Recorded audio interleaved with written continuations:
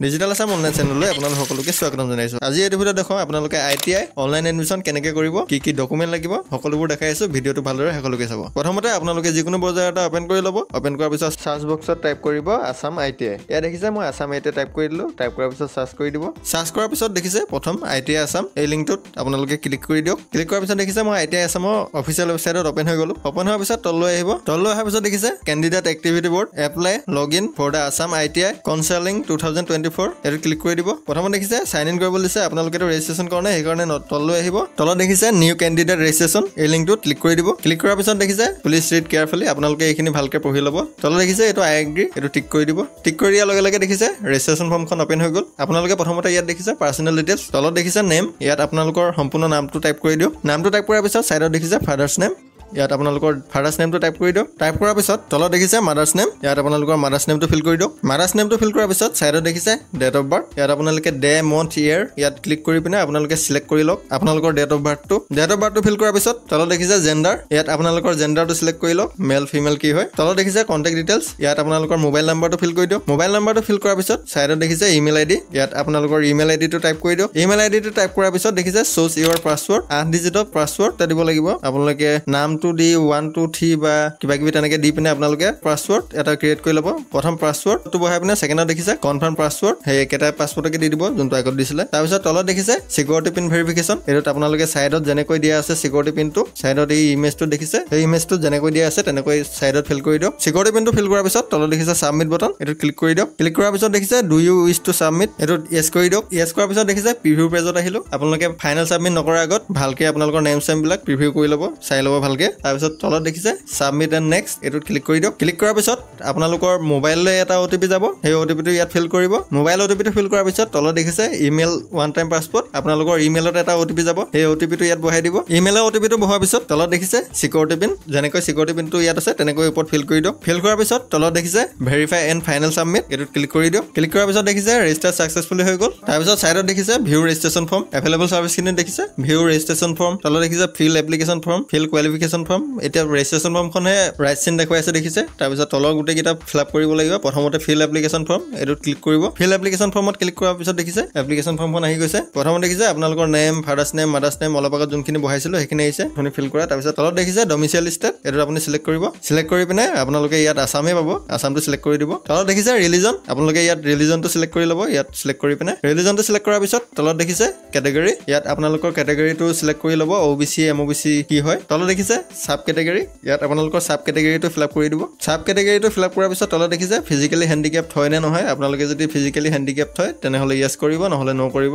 তলত দেখিছে order ইনফৰমেশ্যনত legal guardian, ইয়াত আপোনালোকে যদি এপ্লিকেবল হয় তেনেহ'লে গাৰ্জেনৰ নেমটো ফিল কৰি দিব, যদি নহয় নট এভেইলেবল এনে টাইপ কৰি দিব। টাইপ কৰাৰ পিছত তলত দেখিছে ফেমিলি এনুৱেল ইনকাম, আপোনালোকৰ ফেমিলিৰ এনুৱেল ইনকাম কিমান হয় ইয়াত চিলেক্ট কৰিব লাগিব, কিমান লাখ হয় এনুৱেল ইনকাম এইটো চিলেক্ট কৰি দিব। তাৰপিছত তলত দেখিছে হাইয়েষ্ট কোৱালিফিকেশ্যন, আপোনালোকৰ কোৱালিফিকেশ্যন কিমান হয়, এইটো কোৱালিফিকেশ্যনটো 12 10 কি হয়, গ্ৰেজুৱেশ্যন কি হয় এইটো চিলেক্ট কৰি ল'ব। চিলেক্ট কৰাৰ পিছত তলত দেখিছে ছেভ এণ্ড নেক্সট, এইটোত ক্লিক কৰি দিব। ক্লিক কৰাৰ পিছত দেখিছে do you wish to save, yes কৰি দিব। ক্লিক কৰাৰ পিছত দেখিছে কোৱালিফিকেশ্যন ডিটেইলছলৈ আহি গ'লো। আপোনালোকে ইয়াত কোৱালিফিকেশ্যন ডিটেইলছখিনি ফিল কৰিব লাগিব। কোৱালিফিকেশ্যন ডিটেইলছটো দেখিছে আপোনালোকে যদি 10 12 পাছ তেনেহ'লে আপোনালোকে ক্লাছ 10টো চিলেক্ট কৰিলে হৈ গ'ল। তলত দেখিছে পাছিং ষ্টেটাছ, এইটোত আপোনালোকে পাছ ক্লিক কৰি দিব। তাৰপিছত তলত দেখিছে পাছিং ইয়েৰ, ইয়াৰ পৰা আপোনালোকৰ পাছিং ইয়েৰটো চিলেক্ট কৰি ল'ব, 10 পাছ কৰা পাছিং ইয়েৰটো। পাছিং ইয়েৰটো চিলেক্ট কৰাৰ পিছত তলত দেখিছে আপোনালোকে ছাইডত প্ৰথমতে আপোনালোকে ছাবজেক্টটো চিলেক্ট কৰিব লাগিব। ছাবজেক্টটো চিলেক্ট কৰাৰ পিছত পাছিং ষ্টেটাছটো ফিল আপ কৰিব লাগিব। তাৰপিছত ছাইডত দেখিছে মেক্সিমাম মাৰ্কছ, ইয়াত আপোনালোকৰ মেক্সিমাম মাৰ্ক কিমান আছিলে ধৰি লওক, আছামিজ ছাবজেক্টটো প্ৰথম দিছোঁ মই, আছামিজ ছাবজেক্টত 100 থাকে ন মাৰ্ক, 100টো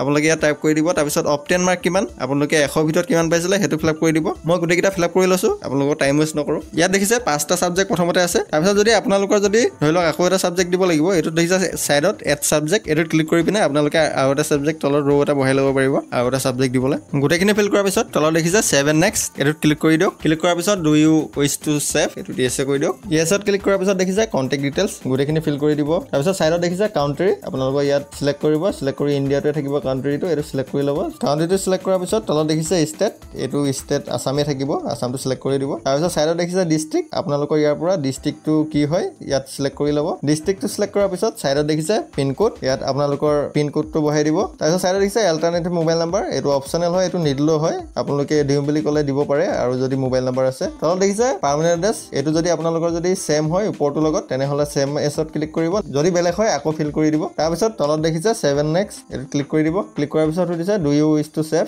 আপোনালোকে ইয়েস কৰি দিব ইয়েস কৰাৰ পিছত দেখিছে ইয়াত আপলোড ডকুমেন্ট ইয়াত আপোনালোকে আপোনালোকৰ ডকুমেন্ট বিলাক আপলোড কৰিব লাগিব ডকুমেন্ট কিনি সাইজ আপোনালোকৰ যোনটো ফটোগ্ৰাফ হয় হেতু 20 পৰা 50 KB ভিতৰত থাকিব লাগিব আৰু ডেট অফ বাৰ্থ সাৰ্টিফিকেট যোনখিনি সাৰ্টিফিকেট খিনি মাৰ্কশিট সাৰ্টিফিকেট কাষ্ট সাৰ্টিফিকেট এইখিনি গুটেখিনি আপোনালোকে PDF ফাইলত আপলোড কৰিব লাগিব 20 পৰা 200 ভিতৰত আপোনালোকে বনাই ল'ব PDF ফাইল ফটোটো JPG তে থাকিব মই ফটোটো আপলোড কৰি লৈছো ব্ৰাউজাৰত ক্লিক কৰি পিনে আপোনালোকে ফটোটো আপলোড কৰি ল'ব আপলোড কৰাৰ পিছত সাইডত দেখিছে প্ৰিভিউ এণ্ড আপলোড এটোত ক্লিক কৰি দিব ক্লিক কৰাৰ পিছত দেখিছে পপআপ এটা আহিছে আপোনালোকে ইয়াত সেভ কৰি দিব সেভ কৰাৰ লগে লগে ডকুমেন্টটো আপলোড হৈ যাব আৰু তলত দেখিছে ডেট অফ বাৰ্থ সাৰ্টিফিকেট এটো ব্ৰাউজ কৰিব আকৌ আপোনালোকে ইয়াত ডেট অফ বাৰ্থ সাৰ্টিফিকেটখন আপলোড কৰি দিব আপলোড কৰাৰ পিছত সাইডত আকৌ প্ৰিভিউ এণ্ড আপলোডত ক্লিক কৰিব আপলোড ক্লিক কৰি পিনে আপোনালোকে দেখিছে সেভ এটো ক্লিক কৰি দিব ক্লিক কৰাৰ লগে লগে ডকুমেন্টটো আপলোড হৈ যাব তেনেকৈ গুটেখিনি আপোনালোকে আপলোড কৰি দিব মই আপলোড কৰি লৈছো গুটে ডকুমেন্টখিনি আপলোড কৰাৰ পিছত দেখিছে নিজে নিজে ৰুট লৈ ললে তাৰ পিছত দেখিছে আপোনালোকে প্ৰিভিউ এণ্ড ফাইনেল সাবমিট এটো আপোনালোকে আপোনালোকৰ ফৰ্মখন গুটেখন শুদ্ধ হৈছে নে নাই ভালকৈ এবাৰ চাই ল'ব চাই লৈ পিনে আপুনি তলত দেখিছে সেভ এণ্ড ফাইনেল সাবমিট এটো ক্লিক কৰি দিয়ক ক্লিক কৰি দিয়াৰ লগে লগে পপআপ এটা আহিছে দেখিছে আপোনালোকে ইয়েস কৰি দিব ইয়াত ক্লিক কৰি দিয়াৰ লগে লগে দেখিছে ৰেজিষ্ট্ৰেচন প্ৰসেছ কমপ্লিট সাকসেসফুলি